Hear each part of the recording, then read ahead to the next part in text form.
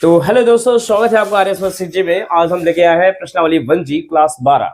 ठीक है, इसके अंतर्गत सीखेंगे हम तुल्यता संबंधों को कैसे कैसे सवालों में किस तरह से सिद्ध करते हैं, वो सारी चीजें जानकारी लेंगे इस वीडियो में।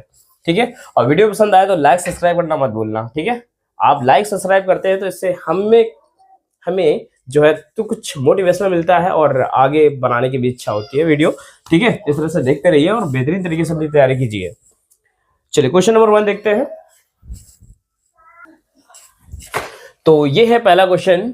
सिद्ध कीजिए या मान लीजिए समुच्चय 1 2 3 4 में संबंध जो R दिया है इस तरह के अवयव दे रखे हैं और इसमें बताना है कौन कौन से संबंध हैं। ये ऑप्शनल का क्वेश्चन है, 4 ऑप्शन दिए हुए हैं और चारों ऑप्शन में बताना है कौन कौन से संबंध है कौन कौन से नहीं है। उसमें से एक ऑप्शन करेक्ट होगा जो यहाँ पे सोल्यूशन निकलेगा। ठीक है, तो देखते हैं इसमें कौन कौन से संबंध है। अच्छा, अगर हम ऐसे ही बताएं तो ये समुच्चय में कितने अवयव हैं? 1 2 3 4, 4 अवयव हैं। चारों का आपस में अगर रिलेशन है तभी हमारा स्वतुल्य होगा। बात समझ आई ना? यानी 1, 1 भी होना चाहिए, 2, 2, 3, 3, 4, 4 होना चाहिए तभी स्वतुल्य होगा। ठीक है, स्वतुल्य हो गया। अब सममित के लिए हमने बताया था उल्टा पुल्टा होना चाहिए। अगर 2, 3 है तो 3, 2 भी होना चाहिए। अगर 1, 3 है तो 3, 1 भी होना चाहिए। इस तरह से होता है। ठीक है, जितने भी यहाँ पे अवयव दे रखे होंगे सबका उल्टा रिलेशन होना चाहिए तभी सममित होगा। ठीक है, यानी सिमेट्रिक। और संक्रमक के लिए देख लेते हैं। संक्रमक के लिए क्या होता है? A का B से और B का C से, तो A का C से होना चाहिए। ठीक है, इस तरह से जितने भी अवयव हैं सबका रिलेशन A से B में, B से C में और A से C में होना चाहिए। अब ये देखते हैं कौन कौन से इसमें संबंध होंगे, उसको डिटेल से जानकारी लेते हैं। ठीक है, तो स्वतुल्य के लिए देखते हैं। विधिवत तरीके से समझना है। ठीक है, विधिवत तरीके से समझना है और ये मान के चलिए इस तरह का कोई भी क्वेश्चन आ जाए आपका गलत नहीं हो सकता है। ध्यान से देखना केवल आप। स्वतुल्य के लिए कंडीशन सबको मालूम है। तो यहाँ पे देखिए 1, 1 है। हाँ, 1, 1 है। फिर 2, 2 है, 4, 4 है, 3, 3 है। यानी 1, 1 belong to R, 2, 2 belong to R, 3, 3 belong to R और फिर 4, 4 बिलोंग टू R है। ठीक है, यानी चारों अवयवों का स्वयं से रिलेशन है। इस वजह से क्या है? स्वतुल्य है। बात समझ आ गई ना? अब देखते हैं, ज्यादा इसमें डिटेल नहीं जाएंगे क्योंकि ऑप्शनल है। ठीक है, ऑप्शनल के हिसाब से करेंगे। सममित के लिए देखते हैं।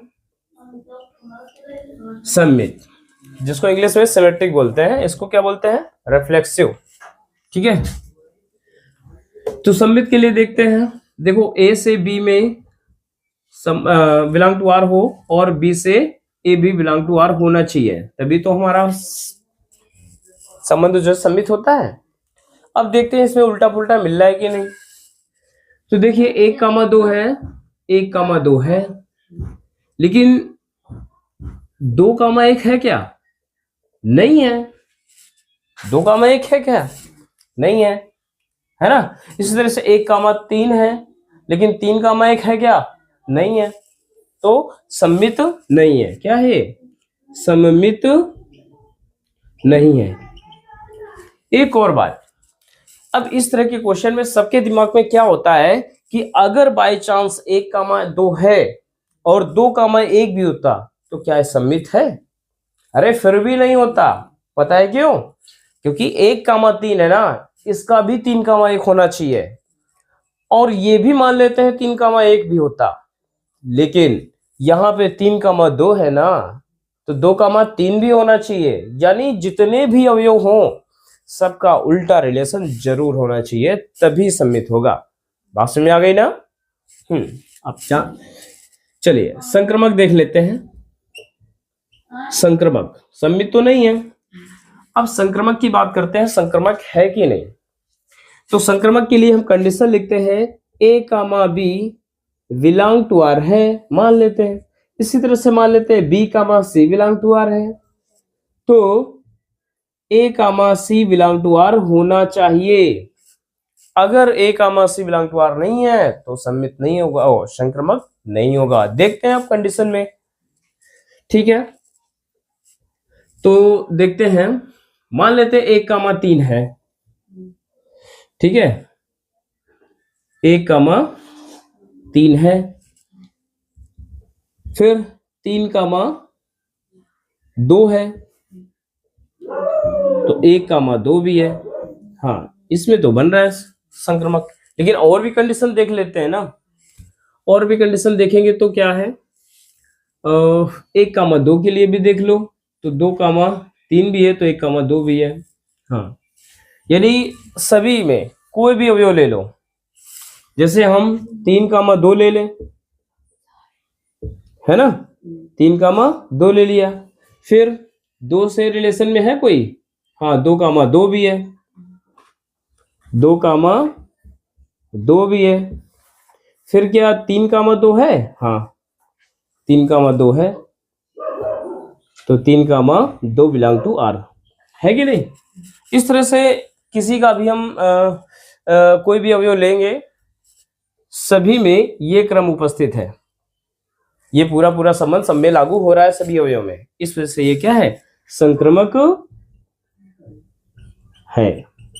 तो दिया गया संबंध स्वतुल्य संक्रमक है किंतु सममित नहीं है, ये ऑप्शन करेक्ट हो जाएगा। बात समझ आ गई। चलिए अगला क्वेश्चन देखते हैं। चलिए पहले क्वेश्चन का सेकंड नंबर देख लेते हैं, ठीक है। सिद्ध कीजिए कि समुच्चय n में, n मतलब नेचुरल नंबर में, संबंध जो r है वो इस प्रकार दे रखा है, यानी a वाला अवयव पहले रखना है और b वाला अवयव बाद में रखना है, और a और b है क्या, नेचुरल नंबर है, ठीक है। और यहाँ पे जो a का मान है वो b से 2 कम रखा गया है, और b का मान हमेशा 6 से मतलब जो भी मान है b के वो 6 से बड़े ही रखे गए हैं, 6 से छोटा नहीं रखना है, ठीक है। तो देखिए अब इस ऑप्शन में देखना है और आगे तक नहीं जाना है। देखो 6 से बड़ा क्या होता है, 7। अगर हम b का मान हम 7 लेंगे तो a का मान क्या आएगा, 7 माइनस 2 क्या आएगा, 5। तो इसका मतलब a कामा b अगर देखा जाए तो 5,7 होना चाहिए ऑप्शन में। अगर ऑप्शन में 5,7 होता तो 100% करेक्ट क्वेश्चन था, वही ऑप्शन करेक्ट हो जाता। लेकिन चलिए वो नहीं है तो हम दूसरा यूज करते हैं। b का मान 7 ले लिया, अब हम 8 लेंगे, 6 तो ले नहीं सकते, 6 से बड़ा मान लेना है। अगर हम b का मान 8 लेंगे तो a बराबर क्या निकलेगा, 8 माइनस 2 बराबर 6, और a और b रखेंगे, a कामा b, तो a का मान 6 आया और b का मान 8 आएगा, तो 6,8 आना चाहिए। अब 6,8 कौन सा अवयव है, ये option number C is correct answer. बात समझ आ गई ना। ये बहुत ही इंपॉर्टेंट क्वेश्चन है, इस तरह का पेपर में जरूर आता है, और सेम टू सेम ऐसे ही कंडीशन पे सवाल आधारित होता है। बात समझ आ गई। चलिए अगला क्वेश्चन देखते हैं। चलिए क्वेश्चन नंबर 2 है, सिद्ध कीजिए R में R बराबर a comma b such that a less than equal to b द्वारा परिभाषित एक संबंध R है जो स्वतुल्य है और संक्रमक है लेकिन सम्मित नहीं है, ये हमें सिद्ध करना है। देखिए इस तरह की जो कंडीशन है ना, वो हम बहुत सारी चीजें इससे रिलेटेड और इससे और भी कुछ एक्स्ट्रा पिछले वीडियो में हम कवर कर चुके हैं, ठीक है। अगर वो वीडियो नहीं देखे हैं तो वो वीडियो जरूर देख लेना। तो यहाँ पे क्या है कि इस तरह की कंडीशन हम बता चुके हैं कि जब भी हमारा इक्वल का निशान लगा होता है और घात कुछ भी नहीं लगी होती है तो उसमें स्वतुल्य होता है और संक्रमक होता है लेकिन सम्मित नहीं होता है। बात समझ आ गई ना। और जिसमें अगर घात लगी हो, स्क्वायर लगा हो या क्यूब लगा हो, वो तीनों नहीं होता है, स्वतुल्य भी नहीं होगा, सम्मित भी नहीं होगा, संक्रमक भी नहीं होगा। बात समझ आ गई ना। तो चलिए हम इसको कैसे सिद्ध करते हैं देखते हैं। जो संबंध लिखा हुआ है R, उसको पहले लिख लेते हैं। R बराबर जो संबंध है a comma b such that a less than equal to b। यहां पे आप मान के भी कर सकते हो और ऐसे भी कर सकते हो। चलिए हम मान के करते हैं। मान के क्या करना है, ऐसे भी कर सकते हैं। स्वतुल्य के लिए सबसे पहले हम स्वतुल्य सिद्ध करते हैं। स्वतुल्य के लिए देखते हैं, यदि A बिलोंग टू A हो तो condition A comma A belong to R होता है। ठीक है, ये तो मालूम है सबको। तो यहां पे अगर हम इक्वल का निशान लगा है तो A बराबर A लिख सकते हैं, यानी A comma A belong to R होगा। ठीक है, यानी A को हम less than equal to A लिख सकते हैं, इस वजह से A comma A belong to R होगा। स्वतुल्य है, क्या है? स्वतुल्य है, क्योंकि इक्वल का निशान लगा है ना, इस वजह से हम इसको इक्वल भी लिख सकते हैं। अगर कोई मानने वाला काम करना है तो A बराबर 2 मान लो, B बराबर भी 2 मान लो। ठीक है, तो 2 लेस देन इक्वल टू 2 लिख सकते हैं आराम से, क्योंकि इक्वल का निशान लगा है तो 2 बराबर भी 2 होता है, तो स्वतुल्य है। सममित के लिए क्या लिखते हैं? सममित के लिए कंडीशन क्या होती है? सबसे पहले लिख लेते हैं A कामा B, 2 अवयव होते हैं ना, बिलोंग टू A लिख देते हैं।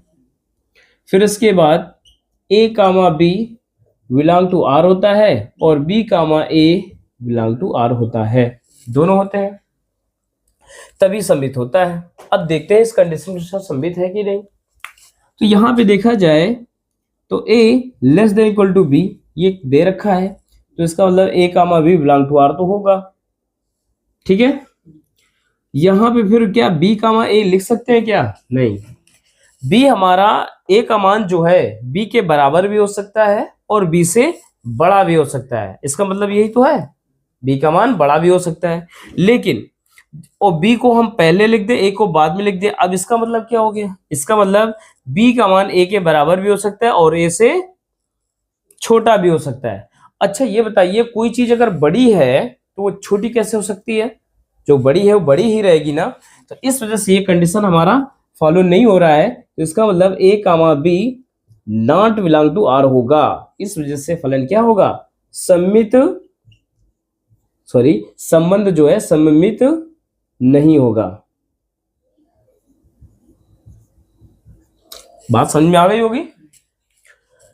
अब हम संक्रमक के लिए देख लेते हैं। ऐसा ही है, कुछ खास नहीं है, आराम से कर सकते हो, क्योंकि बहुत सारी चीजें हम एग्जांपल में देख चुके हैं।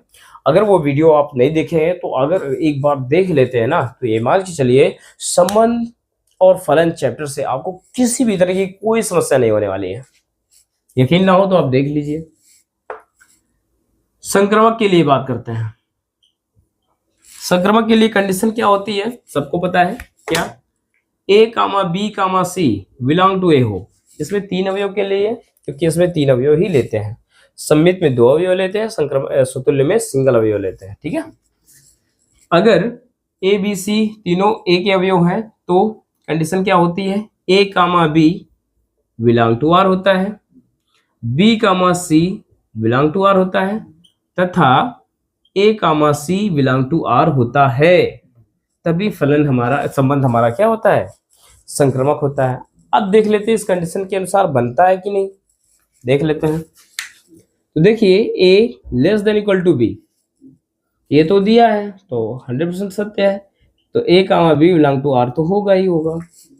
मान लेते हैं B हमारा C के बराबर या C से छोटा है, तो B कामा C भी बिलोंग टू R होगा। ठीक है, अच्छा एक मिनट, ये बताइए, मान लेते हैं कि A का मान जो है B से छोटा है और B का मान C से छोटा है, तो A का मान जो होगा C से छोटा ही तो रहेगा। बात समझ में आई ना? अरे इस तरह का कंडीशन देख लो कि 5 अगर 12 से छोटा है और 12 अगर 16 से छोटा है, तो 5 छोटा ही तो रहेगा 16 से। वही कंडीशन यहाँ पे है, तो कहने का मतलब A कामा C भी बिलोंग टू R ही होगा, यानी A less than equal to C। इसको लिख सकते हैं, रहेगा ही रहेगा। तो ये क्या है? संबंध क्या है? संक्रमक है। बात समझ आ गई ना? इस तरह से क्वेश्चन नंबर 2 प्रूफ हुआ। कोई दिक्कत अगर हो तो जरूर कमेंट में बताना, ठीक है, ताकि आपको अच्छे से और एक्सप्लेन कर सके। ठीक है, चलिए अगला क्वेश्चन देखते हैं। तो चलिए क्वेश्चन नंबर 3 देखते हैं। दिखाओ कि धन पूर्णांकों में संबंध से बड़ा है। ठीक है, ये संबंध है जो से बड़ा है। जो भी देखो जो संबंध होता है ना वो किसके लिए बोलता है, से बड़ा है। इसका मतलब क्या होगा, जो संबंध होगा आर वो हमेशा एक्स के लिए बोलता है, जो पहले होता है उसी के लिए कहता है। बात समझ में आई ना।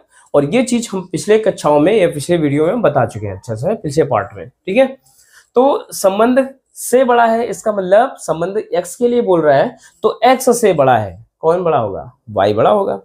अगर ए बी मानना चाहो तो ए बड़ा होगा बी से, मतलब ए से बड़ा है ना, ए से बड़ा होगा बी।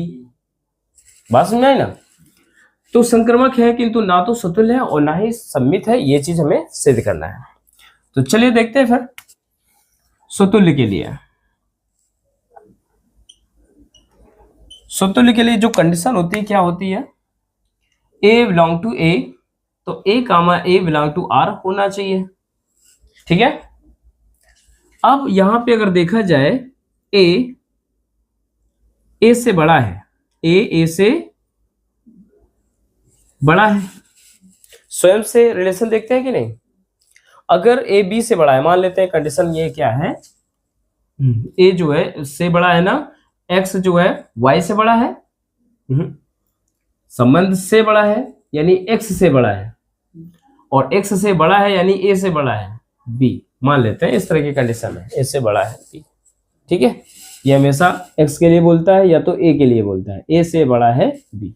ठीक है, तो इसके अनुसार हमने बताया था जब भी सतुल्य सिद्ध करते हैं तो बी की जगह भी ए करते हैं, यानी जो पहले अवयव लेंगे वही अवयव बाद में भी लेंगे, फिर देखते हैं वो कंडीशन फिट बैठ रही है कि नहीं, है ना। तो यहाँ पे क्या लगता है, फिट बैठ रही है, बताइए, अरे बताइए, अरे नहीं बैठ रही है। अच्छा ये बताइए, क्या कोई चीज स्वयं से बड़ी होती है क्या, नहीं होती भाई, बराबर हो जाएगी लेकिन बड़ी नहीं होती है, स्वयं से बड़ी नहीं होती है। इस वजह से ए कामा A not belong to R होगा, और नॉट बिलोंग टू आर है, कोई चीज स्वयं से बड़ी नहीं हो सकती है। इसको चाहो तो लिख सकते हो, क्योंकि कोई भी चीज स्वयं से बड़ी नहीं हो सकती, कोई भी चीज स्वयं से बड़ी नहीं हो सकती है। इस वजह से क्या है, स्वतुल्य नहीं होगा, स्वतुल्य संबंध नहीं होगा। बात समझ आ गई ना, क्यों आई ना समझ में। तो सतुल्य तो सिद्ध हो गया, अब सम्मित की बात करते हैं। सम्मित की बात करते हैं, a comma B belong to ए। हमने बताया था हर सवाल में हम कंडीशन लिखेंगे, और कंडीशन आप लिख देते हो तो अच्छी बात होती है। ठीक है, A comma B belong to A, तो इसमें कंडीशन क्या होती है, A comma B belong to R तथा B comma A belong to R होना चाहिए, तभी ये सम्मित होगा। अब देखते हैं यहाँ पे सम्मित हो रहा है कि नहीं। हाँ, तो ए बी से बड़ा है, मतलब ए से बड़ा है बी, ए से बड़ा है बी, तो यहाँ पे ए comma B belong to are है। ठीक है, जो सवाल में कंडीशन लिखी है उसी कंडीशन को हमने नोट कर दिया। अब क्या इसका उल्टा सत्य है कि नहीं, तो देखते हैं। बी से बड़ा है ए। अच्छा ये बताइए, कोई चीज अगर पहले बड़ी है तो क्या बाद में छोटी हो जाएगी, नहीं, अगर जो बड़ी है तो बड़ी ही रहेगी, इसका मतलब ये कंडीशन सत्य नहीं है। तो लिख सकते हैं B comma A not belong to R. बात समझ आई ना। और जब नॉट बिलोंग टू आर है तो क्या ये सममित संबंध नहीं है। बात समझ आ गई ना। अब इसी तरह से संक्रमक के लिए देख लेंगे, तो इसको साफ कर दें, नोट कर लो अच्छे से, फिर इसको साफ कर देते हैं। चलिए संक्रमक के लिए देख लेते हैं। संक्रमक के लिए 3 अवयव होते हैं, क्या, ए कामा बी कामा सी। मान लेते हैं ए के अवयव हैं, तो इसमें कंडीशन होनी चाहिए A comma B belong to R होना चाहिए, और B comma C belong to R होना चाहिए तथा A comma C belong to R होना चाहिए, तभी हमारा संक्रमक होगा। ये दोनों कंडीशन तो अपने आप से मान सकते हो, लेकिन ये कंडीशन के अनुसार मैच होना चाहिए। अगर ये कंडीशन के अनुसार नहीं मिल रही है तो वो संक्रमक नहीं होगा। बस में आ गई ना। चलिए देखते हैं। तो कंडीशन के अनुसार ए से बड़ा है बी, ठीक है, ए से बड़ा है बी, तो ए comma B belong to R होगा, 100% होगा। मान लेते हैं इसी तरह से बी बड़ा है सी से, ठीक है, कोई सी अवयव है, बी से बड़ा है सी, तो मान ले ये भी B comma C belong to R होगा कि नहीं। तो अब देखते हैं ए सी से बड़ा होगा कि नहीं। जाहिर सी बात है होगा। अगर ए छोटा है बी से और यहाँ पे बी छोटा है सी से, तो जाहिर सी बात है सी से छोटा ही तो रहेगा ए। तो इसका मतलब ये क्या है, संक्रमक है, यानी A comma C belong to are है। तो संबंध क्या है, संबंध संक्रमक है। और जब संक्रमक है तो सिद्ध हुआ, अतः ये संबंध ना तो सुतुल्य है और ना ही सम्मित है, किंतु संक्रमक है। बात समझ आ गई ना। चलिए नेक्स्ट क्वेश्चन देखते हैं, नंबर 4 देखते हैं। तो क्वेश्चन नंबर 4 में आर में, ठीक है, सिद्ध कीजिए कि आर में आर बराबर a comma b such that a less than equal to B cube, ठीक है। मैं देखना है स्वतुल्य सम्मित संक्रमक है कि नहीं। तो सबसे पहले स्वतुल्य के लिए देखते हैं। स्वतुल्य के लिए कंडीशन क्या होती है, सबसे पहले उसको नोट कर देते हैं। अगर ए किसी ए का अवयव है, समुच्चय ए का अवयव है, तो ए कामा ए बिलोंग टू आर होना चाहिए। अगर इस तरह है तभी वो स्वतुल्य होगा। अब देखते हैं इस कंडीशन में ये कंडीशन मैच होती है कि नहीं। अगर देखा जाए, अगर कोई भी धनात्मक पूर्णांक लिया जाए तो धनात्मक पूर्णांक के लिए कंडीशन ये सत्य है एकदम, ठीक है। कोई भी अगर देखो ए बराबर क्या लिया जाए 2 और बी बराबर भी 2 लिया जाए, तो 2 का क्यूब 2 8, कंडीशन सही आ रही है ना। तो इसके लिए तो कंडीशन सत्य है, लेकिन हमें क्या है कि जितने भी नंबर है सबका सबके साथ रिलेशन होना चाहिए ना। उसके लिए सभी कोई भी नंबर ले उसमें भी सत्य आनी चाहिए, तभी ये स्वतुल्य होगा। अब देखते हैं, अगर हम ले लेते हैं क्या, a बराबर 1/2 और b बराबर 1/2, ठीक है। तो 1/2 यानी कंडीशन क्या है, a less then b cube है, तो 1/2 कंडीशन 1/2 का होल क्यूब, तो बन जाएगा 1/2 लेस देन इक्वल टू 1/8। अब इसमें नजर आ रहा होगा ये कंडीशन गलत हो रही है, क्योंकि 1/8 छोटा होता है और 1/2 बड़ा होता है, लेकिन इस स्थिति में 1/8 बड़ा है और 1/2 छोटा है। तो यानी कुछ ऐसे भी नंबर हैं जिनको हम रखते हैं तो ये कंडीशन गलत हो रही है। इस वजह से हमारा ये स्वतुल्य संबंध, ये सत्य क्या है, सत्य नहीं है, स्वतुल्य संबंध नहीं होगा, स्वतुल्य संबंध नहीं होगा। बात समझ आई ना। इसके लिए तो सत्य है लेकिन इसके लिए सत्य नहीं है। और ये क्या लिखा है आर में, आर मतलब वास्तविक संख्या में। वास्तविक संख्या के अंतर्गत जितने भी नंबर होते हैं उसका स्वयं के साथ रिलेशन होना जरूरी है अगर वो स्वतुल्य है तो हमने देखा कुछ नंबर पे तो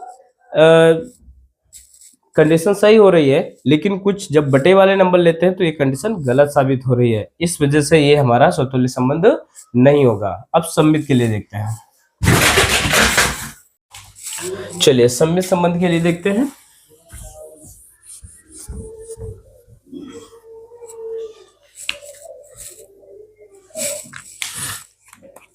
सम्मित संबंध के लिए कंडीशन क्या होती है, सम्मित के लिए क्या होता है, अगर a कामा b किसी a समुच्चय के अवयव हों तो संबंध क्या होना चाहिए, a comma b belong to R होना चाहिए तथा B comma A belong to R होना चाहिए।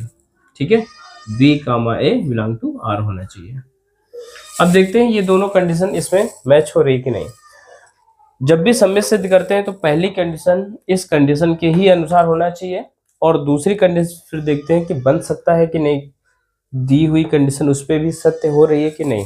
ठीक है, तो देखते हैं a बराबर अगर मान लिया जाए 1 और b बराबर मान लिया जाए 2, तो देखिए a less then b cube बराबर a का मान 1 रखो, लेस देन इक्वल टू 2 का क्यूब करो, तो कंडीशन क्या आ रही है, 1 लेस देन इक्वल टू 8। सही है, सत्य है, और सत्य है तो हम लिख सकते हैं 1 कामा 2 बिलोंग टू आर। बात समझ में आ गई ना। चलिए देखते हैं दूसरी कंडीशन मैच हो रही है कि नहीं। अब a की जगह b रख दो, b की जगह a रख दो, यानी b less than to a cube. तो देखते हैं 2 लेस देन इक्वल टू 1 का क्यूब, तो 2 less than equal to 1। Condition सत्य है? नहीं, असत्य है। और जब असत्य है तो लिखेंगे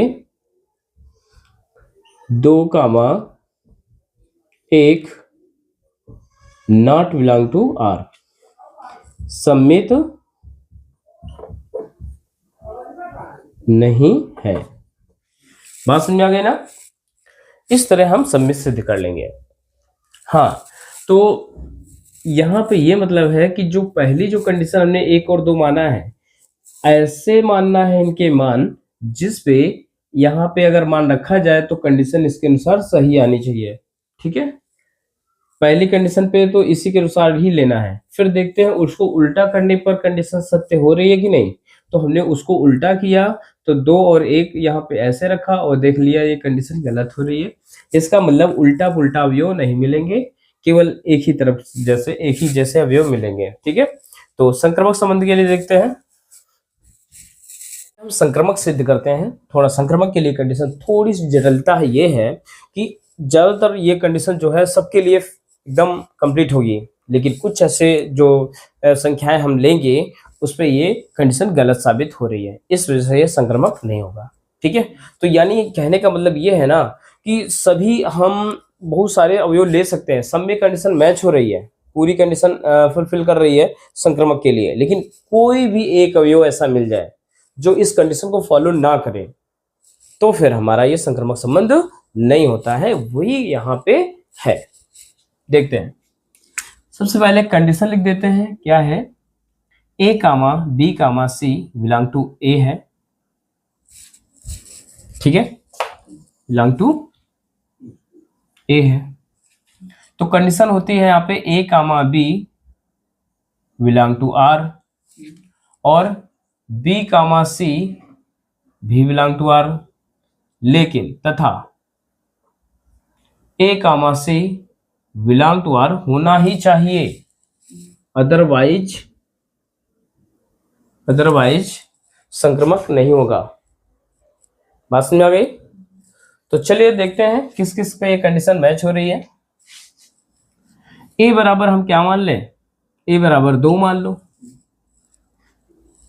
b बराबर क्या मान लें, 3/2 मान लो, c बराबर क्या मान लें, 2 दूनी 4 1 5 और 3 दूनी 6 मान लो। अब सोचो ये कंडीशन हमने याद किए हैं। हाँ, तो इस तरह की कंडीशन थोड़ा सा आपको दिमाग में रखना पड़ेगा, क्योंकि ज्यादातर जो भी कंडीशन हम मानेंगे सब पे कंप्लीट हो जाता है, यानी कुछ ही वैल्यू ऐसी होती है जिस पर ये कंडीशन गलत साबित होती है। ठीक है, तो ये नंबर याद रखना, जरूरी नहीं है याद करना, और भी नंबर सारे होंगे, चलो हम आपको वो भी बताएंगे। फिलहाल इस कंडीशन के लिए देख लेते हैं। ठीक है, तो देखते हैं कि a less than equal to b cube है। अब हम a बराबर 2 रखते हैं। पहली दो कंडीशन यहाँ पे दो कंडीशन मैच होनी चाहिए, उसी के अनुसार नंबर लेंगे।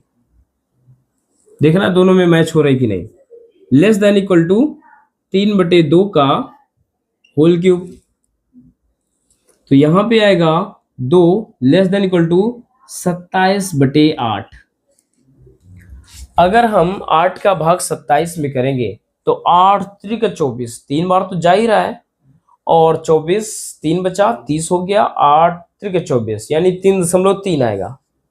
ठीक है, 2 से बड़ा ही तो है ये, 3.3 है, 2 से बड़ा ही है, तो कंडीशन सही है। तो इसका मतलब A कामा B, या हम लिख सकते हैं क्या, 2 कामा 3/2 बिलोंग टू R है, यानी इस तरह का अवयव मिलेगा वहां पे। ठीक है, अब यहाँ पे बटे नंबर क्यों ले रहे हैं मालूम है?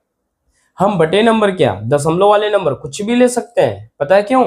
क्योंकि हमें सिद्ध करना है क्या, R में, R मतलब समझते हो रियल नंबर है, आप अच्छी तरह से जानते होंगे। R जो है क्या है, रियल नंबर है, और रियल नंबर वास्तविक संख्या होती है, इसमें परिमेय अपरिमेय सभी प्रकार के नंबर होते हैं। तो ये कंडीशन सही है। अब दूसरी कभी कंडीशन हम सही करेंगे, क्योंकि यहाँ पे कंडीशन 2 मैच होनी चाहिए। तो हम b less than equal to C cube, इसके अनुसार b का मान क्या रखेंगे, 3/2 लेस देन इक्वल टू सी का मान 6/5 का होल क्यूब रखेंगे। तो 3/2 लेस देन इक्वल टू 6 का क्यूब कितना होता है, 216, और 5 का 125। ध्यान दीजिए, 3/2 में 2 का भाग करेंगे, 3 में 2 का भाग करेंगे 1.5 आएगा, 1.5 आएगा। 125 में 125 से भाग करेंगे 216 में, तो 1 बार तो जाएगा ही जाएगा। अब कितना आएगा, तो 1 बार गया, घटाने पर कितना आया, तो घटाने पर जो भी आया हो, क्या आया चलो देख ही लेते हैं। 6 में 5 गया 1, 21 में 12 गया 9, यहाँ पे 0 बढ़ाया, 125 से भाग किया, 5 हो गया 0 के लिए, 2 हो गया 1 के लिए, 1 हो गया 8 के लिए। तो कहने का मतलब 7 बार तो जाएगा ही जाएगा, नहीं तो 8 बार जाएगा। ठीक है, जो भी जाए 7 बार जाए या तो 8 बार जाए। ठीक है, 1.5 से बड़ा ही तो आएगा मान। तो इसका मतलब क्या है कि ये नंबर कौन सा, ये नंबर हमारा बड़ा आ रहा है, और बड़े की तरफ ही तो मुंह है। तो कहने का मतलब ये भी कंडीशन हमारी सही होगी, 3/2 कामा 6/5, ये भी हमारा अवयव मिलेगा। समझ में आ गया? अब देखते हैं, ए से बी में गए, बी से सी में गए, क्या ए से सी में रिलेशन वही है, यही वाला रिलेशन है, वो चेक करते हैं। A less than equal to C cube, ठीक है, ए का मान क्या है 2, लेस देन इक्वल टू सी का मान है 6/5 का होल क्यूब। तो 2 है यहाँ पे क्या आया 216/125। अभी यहाँ पे तुमने भाग किया तो 1.6 आया, 1.7 या 1.8 आएगा, है मैक्सिमम 1.8 आएगा। तो वो 2 से छोटा ही तो है। कहने का मतलब यहाँ पे अगर 1.8 भी आ जाएगा और यहाँ पे 2 है और कंडीशन कुछ ऐसे लगी है, तो देखिए जिस तरफ बड़ा मुंह है उस तरफ बड़ी संख्या होनी चाहिए ना, लेकिन ये छोटी हो रही है, इसका मतलब ये कंडीशन हमारी गलत साबित हो रही है। 2 कंडीशन तो हमारी मैच हो रही है, तो तीसरी कंडीशन भी मैच होनी चाहिए। अगर वो मैच नहीं हो रही है, इसका मतलब ये क्या है, संक्रमक नहीं होगा, यानी 2 कामा 6/5 नहीं है इसका अवयव। ठीक है, इस वजह से ये संक्रमक नहीं है। चलिए इस तरह का एक और हम एबीसी मान के दिखा देते हैं। ठीक है, देखते हैं, जब a बराबर 10 ले लें, b बराबर 3 ले लें, c बराबर 2 ले लें, देखना इसमें भी मैच हो रही है, लेकिन तीसरे पे कंडीशन गलत हो जाती है। कैसे, a less than equal to B cube, तो कहने का मतलब 10 लेस देन इक्वल टू 3 का क्यूब, तो 10, यहाँ पे 27 मिला, कंडीशन सही है, यानी कहने का मतलब 10 कामा 3 बिलोंग टू आर है ना। अब देखते हैं b कामा c के लिए, b less than equal to C cube, है ना, तो b का मान क्या लेंगे 3 लेस देन इक्वल टू 2 का क्यूब, 3 2 का क्यूब का मतलब 8, है ना, तो ये भी कंडीशन सही है, यानी क्या आएगा 3 कामा 2, ये भी बिलोंग टू आर है। बात समझ आ गई ना। इसी तरह से ए कामा सी के लिए भी होना चाहिए, एक a less than equal to C cube होना चाहिए। तो ए का मान है 10 less than equal to c, c का मान है 2 का क्यूब, तो 10 less than equal to 8। Condition देखो गलत हो रही है, तो कंडीशन गलत हो रही है, इसका मतलब 10 कामा 2 नॉट बिलोंग टू आर, इसलिए संक्रमक नहीं होगा। ऐसे बहुत सारे नंबर आपको मिल जाएंगे जिस पर ये कंडीशन फॉलो नहीं होगी। अगर एक भी कंडीशन ऐसी मिल जाती है आपको तो समझ लेना वो संक्रमक हो ही नहीं सकता है। बात समझ में आ गई होगी। तो उम्मीद करते हैं आपके अंदर कोई डाउट नहीं रह गया होगा। अगर कोई डाउट रह गया हो तो आप कमेंट में जरूर बताएं, ठीक है। चलिए अगला क्वेश्चन देखते हैं फिर। चलिए क्वेश्चन नंबर 5 देखते हैं। दिखाओ कि धन पूर्णांकों में, धन पूर्णांक मतलब माइनस वाले नंबर नहीं है, धन पूर्णांक है, में विभाज्यता संबंध, विभाज्यता मतलब जो भाग किया जाता है एक दूसरे में, वो संबंध स्वतुल्य, संक्रमक या सम्मित, मतलब स्वतुल्य और संक्रमक है किंतु सम्मित नहीं है, तो वाकई में नहीं होता है। ये शायद हमने पीछे वीडियो में बताया है। जितने भी कंडीशन होती है ना, सबका हम एक वीडियो में पूरा अच्छे से एक्सप्लेन किए हैं, आप जाके उस वीडियो को जरूर देखिए। तो विभाज्यता संबंध जिसमें स्वतुल्य और संक्रमक है किंतु सम्मित नहीं है, इसको कैसे सिद्ध करेंगे तो देखते हैं। स्वतुल्य सिद्ध करने के लिए क्या करते हैं, स्वतुल्य कंडीशन होती है ए बिलोंग टू ए और ए कामा ए बिलोंग टू आर, इस तरह का संबंध होता है तभी वो स्वतुल्य होता है। स्वयं से स्वयं का रिलेशन होना चाहिए। विभाज्यता का मतलब होता है x का भाग y में चला जाए, y का भाग x में चला जाए या x का भाग y में चला जाए, यानी एक दूसरे से विभाज्य हो। या तो ये कंडीशन लेंगे या तो ये कंडीशन लेंगे, ठीक है। और विभाज्यता का नियम में, संबंध में विभाज्यता का नियम तो x y से विभाज्य हो रहा है, x जो मतलब x से y विभाज्य हो रहा है, हम ये कंडीशन लेंगे। बात समझ में आई ना। विभाज्यता का मतलब होता है दो नंबर है, दो नंबर या तो पहले नंबर से दूसरा कट रहा हो या दूसरे नंबर से पहला नंबर कट रहा हो, ठीक है, दोनों बातें हो सकती हैं। तो ये जो संबंध है इसके लिए हम पहले को ही, मतलब जो भी संबंध दिया होता है वो पहले को ही बोला जाता है, ठीक है। जो भी संबंध बोलता है वो आर जो है बोलता है वो एक्स के लिए ही तो बोलता है। तो समझ लेते हैं कि पहले के लिए ही बोल रहा है, एक्स विभाज्य है, एक्स विभाज्य है वाई से, ऐसे भी कर सकते हो, एक्स विभाज्य है वाई से, ऐसे भी कर सकते हो, एक्स से वाई विभाज्य है, ये भी कर सकते हो, क्योंकि क्लियर ढंग नहीं है, इसमें क्लियर नहीं पता है। तो चलिए हम ये कंडीशन लेते हैं, कोई दिक्कत नहीं, ठीक है। ये कंडीशन लेते हैं, यानी बाद वाले नंबर से पहला वाला नंबर कट रहा है, ठीक है, बाद वाले नंबर से पहला वाला नंबर कट रहा है। तो क्या कोई नंबर स्वयं से नहीं कट जाएगा, ए से ए नहीं कट जाएगा, विभाज्य है कि नहीं, विभाज्य होता है। कोई भी नंबर हो वो स्वयं से विभाज्य होता है ना। तो ए कामा ए बिलोंग टू आर है, संबंध क्या है, स्वतुल्य है। बात समझ में आएगी। स्वयं से कोई भी संख्या विभाज्य होती है, ठीक है, यहां पे लिख सकते हो कोई भी संख्या स्वयं से विभाज्य होती है, कोई भी, ऐसे लिखो, कोई भी संख्या स्वयं से विभाज्य होती है, इसलिए क्या है, स्वतुल्य है। बात समझा गई ना। चाहो तो ए अपान ए बराबर एक लिखो, या तो सीधा विभाज्य है लिख दो, काम खत्म। और ये भी लिख सकते हो कोई भी संख्या स्वयं से विभाज्य होती है, इस वजह से क्या है, संबंध स्वतुल्य है। यानी A comma A, B comma B, सी कामा सी, इस तरह से रिलेशन बनेगा, क्योंकि स्वयं से भी कटने वाले नंबर है। आगे सम्मित के लिए, सम्मित की कंडीशन होती है ए कामा बी, यदि ए के अवयव हैं तो condition A comma B belong to R होना चाहिए और B comma A belong to R होना चाहिए ना। अब देखते हैं इसके लिए दोनों कंडीशन मैच हो रही है कि नहीं, ठीक है। तो बाद वाले से पहला वाला नंबर कट रहा है ना, यानी ए में अगर बी का भाग कर रहे हैं तो विभाज्य है, विभाज्य है, ठीक है।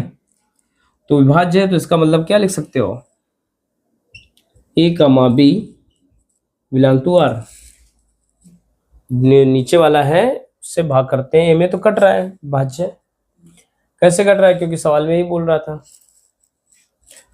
अगर बी से ए कट रहा है तो क्या बी से मतलब ए से बी कटेगा? जरूरी नहीं है, बहुत सारे वे होंगे जो नहीं कटेंगे, है ना। तो ये विभाज्य विभाज्य नहीं है, इस वजह से क्या है, B comma A belong to R नहीं है। इस वजह से क्या है, संक्रामक संबंध, क्या बोलते हैं, सम्मित संबंध नहीं होगा।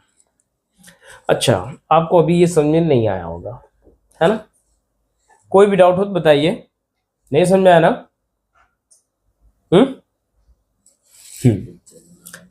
चलिए, इसके लिए देखो, आप जो है अवयव भी बना के कर सकते हो, ठीक है। तो कहने का मतलब ये है कि जैसे ए का मान है, ए का मान है 7, 7 क्या 14 मान लेते हैं, 72 भी मान सकते हो, कोई दिक्कत नहीं, है ना। 72 मान सकते हो, चलो हम छोटा ही नंबर मान लें, 6 मान लें ए का मान, और बी का मान क्या मान लें, 3। तो 6 का मान 3 बिलोंग टू आर है, क्योंकि कट रहा है आराम से। तो क्या 3 में 6 का भाग चला जाएगा क्या? नहीं जाएगा ना। तो हम 3 का मान 6 नहीं लिख पाएंगे, क्योंकि वो कंडीशन गलत हो रही है। समझ में आया कि नहीं? तो मान के भी कर सकते हो अगर कोई समस्या है तो, ठीक है। हमें पूर्णांक ही तो लेना है, यहाँ पे बताया दिया है धन पूर्णांक, तो धन पूर्णांक मान के भी कर सकते हो। अगर देखो, मान लो ए कोई नंबर है, बी कोई नंबर है, अगर बी वाले नंबर से ए में भाग जा रहा है तो ये कंडीशन कंप्लीट। अब इसमें ये मत सोचना कि जो है अगर सेम सेम नंबर होगा तो कट जाएगा। अगर वो सेम सेम नंबर होगा तो वो सुतुल्य में चला जाएगा ना, स्वयं को सेम से रिलेशन हो जाएगा, सुतुल्य हो जाएगा, लेकिन और सम्मित भी हो जाएगा। लेकिन समस्या ये है कि कोई भी अवयव ऐसा नहीं होना चाहिए जिसका उल्टा ना हो। तो ये भी तो हम मान सकते हैं ना, 2 का मान 2 और मतलब 2 और 6 भी मान सकते हैं, ठीक है। 4 और 8 भी मान सकते हैं। अगर 4 से 8 विभाज्य है तो क्या 4 जो है 8 से विभाज्य है क्या? नहीं विभाज्य ना, इसका उल्टा पुल्टा नहीं मिलेगा ना, इस वजह से सम्मित नहीं होगा। बात समझ में आ गई होगी। चलिए अगला देखते हैं संक्रमक संबंध के लिए। चलिए संक्रमक के लिए देखते हैं। इसमें 3 अवयव होते हैं, a comma b comma C belong to A मान लेते हैं। इसमें तीनों कंडीशन में 2 कंडीशन मैच होनी चाहिए, यानी A comma B belong to R और B comma C belong to R, तथा A comma C belong to R होगा, तभी हमारा संक्रमक संबंध होगा, अन्यथा नहीं होगा। चलिए देखते हैं इसमें, तो देख लेते हैं। क्या कोई भी नंबर मान सकते हो ए बराबर, कोई भी A to Z नंबर मान के भी कर सकते हो, ऐसे भी कर सकते हो। हमने 2 सम्मित स्वतुल्य किए, इसमें नंबर नहीं माना, लेकिन इसमें मान सकते हो क्योंकि 3 का रिलेशन है। या तो फिर हम ऐसे भी लिख सकते हैं, ए बी से भाज्य बी सी से भाज्य तो 81 से भाज्य नहीं होगा, आराम से होगा, ठीक है। ए बराबर मान लेते हैं क्या, ए कामा बी, यानी ए बड़ा नंबर मानेंगे, बी से भाग करना है, क्योंकि ए बराबर हम 16 मान लें, या चलो हम 20 मान लेते हैं, ठीक है। और बी जो मान लेते हैं 4 मान लें, और सी बराबर क्या मान लें 2। देखो ए जो है बी से कट रहा है कि नहीं, बी जो है सी से कट रहा है कि नहीं, तो उसी के अनुसार हमने मान लिया।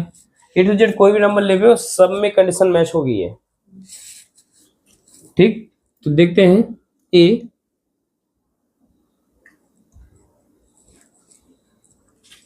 ए जो है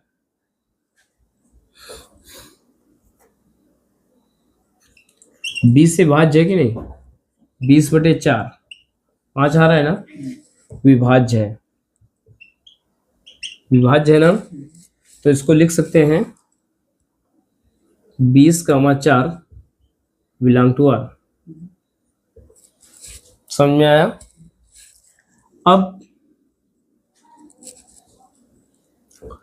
B/C कर देते हैं। B है 4, C है 2, तो 4/2 2 आया, विभाज्य है।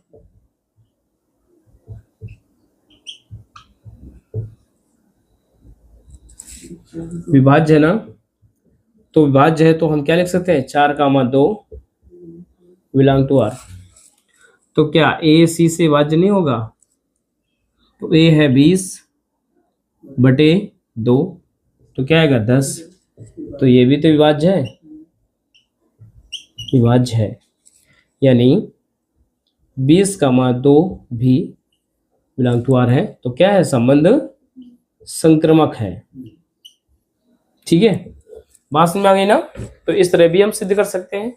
और इसका शॉर्टकट तरीका बता दें तो देखिए, A B से विभाज्य है, B C से विभाज्य है, तो A जो है C से विभाज्य ही होगा क्योंकि ये बड़ा नंबर है। इस तरह भी लिख सकते हो, इस वजह से यहाँ पे संक्रमक संबंध होगा, इस तरह से यहाँ पे लिख सकते हैं। उम्मीद है कि वीडियो पसंद आया होगा। अगर वीडियो पसंद आया तो लाइक सब्सक्राइब करना ना भूलें और खुशी मन से पढ़ाई करते रहिए और बिंदास एकदम फर्स्ट क्लास तैयारी करते रहिए और 100% नंबर आने के चांसेस बनाते रहिए। इसलिए अपने चैनल को सब्सक्राइब करना मत भूलिए, लाइक भी करना चाहिए। ठीक है, धन्यवाद दोस्तों।